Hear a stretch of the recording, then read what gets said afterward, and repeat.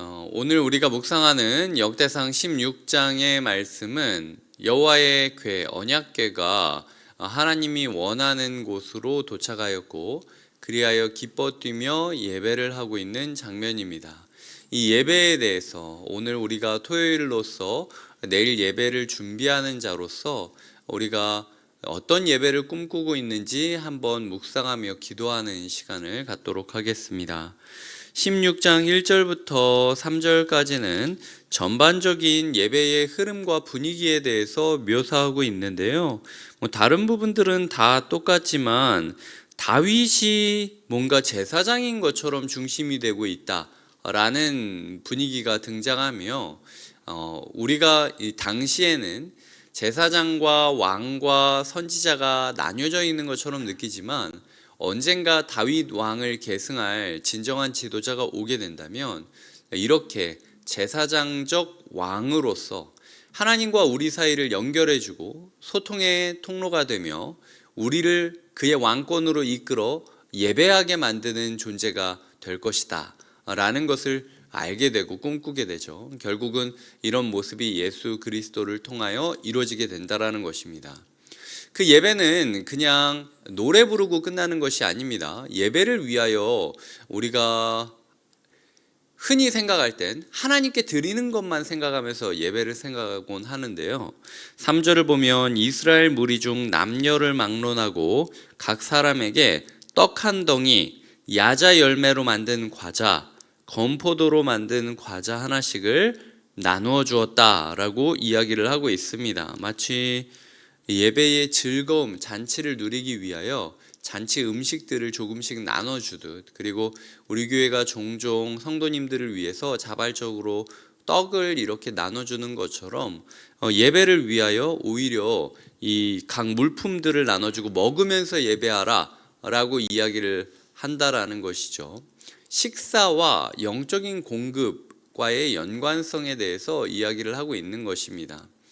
한편으로는 우리가 예배를 드리는 것이 꼭 영적인 일이라고만 생각할 것이 아니라 정말 하나님께서 주시는 예배의 축제감이 우리의 입과 우리의 배와 우리의 온 몸을 즐겁게 하는 온 삶의 예배가 되어야 함을 느낄 수도 있고요.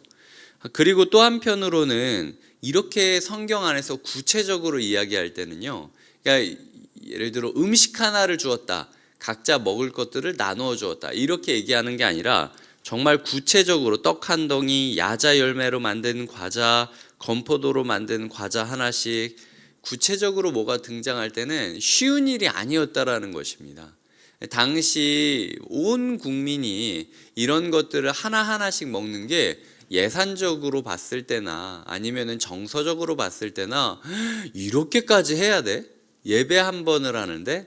라고 느껴지는 순간이 있었다라는 거예요. 하지만 그럼에도 불구하고 다윗은 하나님께 드리는 건데 뭐 우리끼리 이렇게 예산을 낭비할 필요가 있어? 라고 하는 어떤 부분에 있어서는 또 과감하게 예배는 축제가 되어야 되고 축제가 되기 위해서 쓰는 거라면 써도 된다 라고 이야기를 했다라는 사실을 기억하셔야 돼요. 4절부터 22절까지는 이 하나님을 향한 예배자들을 구체적으로 세우는 모습을 그리고 있습니다. 일반적으로는 4절부터 6절까지의 내용, 그리고 특별하게 또 그 중에서 지목을 해서 찬송, 감사 찬양을 부르는 자로 아삽과 그의 형제를 세웠다라고 이야기를 하고 있는데요. 먼저 4절부터 6절까지를 보면은 예배자들이 어떤 사람이 있느냐라고 이야기를 할 때 여호와의 궤 앞에서 섬기며 항상 하나님 앞에 임재해 있으며 하나님의 임재를 경험하며 여호와를 칭송하고 감사하며 찬양하게 하는 사람이 찬송자라는 거죠. 결국은 우리 교회에도 이런 찬송자가 필요합니다. 레위 자손이 찬송자로 세워지고 그리고 그 안에서 또 아삽 자손이 아삽과 그의 형제들이 찬양을, 감사 찬양을 부르는 선포자로 나가야 했듯이 우리의 삶에 있어서 예배자들이 이렇게 세워지고 있는가? 날마다 하나님의 임재 앞에 설 뿐만 아니라 여호와를 칭송하고 감사하고 찬양하는 자들. 어떤 태도로 하는 겁니까? 5절에 보면 힘있게 치고 6절에 보면 항상 나팔을 불었다라고 이야기를 하면서 이런 예배자들의 덕목으로 힘있게와 항상을 강조하고 있는 거예요. 우리의 예배가 진짜 영적으로 힘이 있는가? 아니면은 맨날 예배자들이 기운 빠져가지고 그냥 위로받기만 생각하면서 자기의 은혜만을 구하고 있는가? 우리 교회 예배자들이 힘있게 하나님을 예배함으로 모든 사람들이 그 힘을 따라서 함께 예배할 수 있어야 되고요. 항상 나팔을 부는 자가 되어서 항상 예배를 드리는 자들이 되어야 된다라는 거죠. 그래서 우리 교회 교육자들을 위하여 그리고 우리 교회 예배 사역팀들을 위하여 이 두 가지 기도 제목을 가지고 힘있게 예배하는 예배자들이 되게 해달라고, 항상 예배하는 예배자들이 되게 해달라고, 그리하여 하나님의 임재 앞에서 날마다 하나님을 칭송하고 감사하며 찬양하게 해달라고 기도해 주시는 것이 우리 교회가 사는 길이고 우리 나라가 사는 길이라는 것입니다.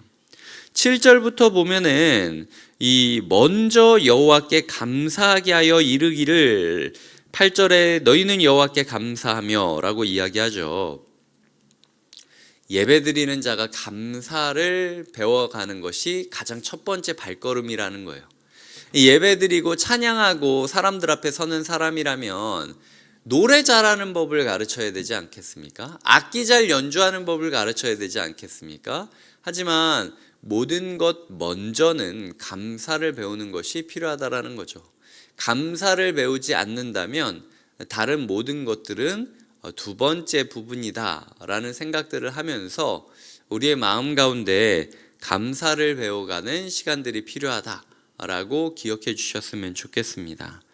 그런 부분에 있어서 우리가 7절부터 22절까지 나오는 감사의 제목, 그리고 그 감사를 찬양하는 것, 그 찬양으로 말미암아 10절에 보면 마음이 즐겁게 될 것이라고 이야기하죠. 진정한 예배자가 되면은 소진됨으로 끝나는 것이 아니라 이 즐거움을 얻는 영적인 부요함으로 끝나게 된다라는 거예요.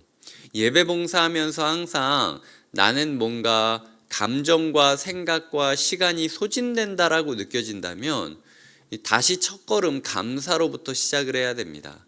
감사로부터 예배를 드리는 예배자는요, 반드시 마음의 즐거움을 얻어가게 될 것이기 때문입니다. 이런 마음으로 우리 교회의 예배, 우리 교회의 예배자들, 그리고 그들과 함께하는 나의 예배, 함께 기도하시면서 기대하시는 하루가 되시길 주님의 이름으로 축복드립니다. 기도하시겠습니다.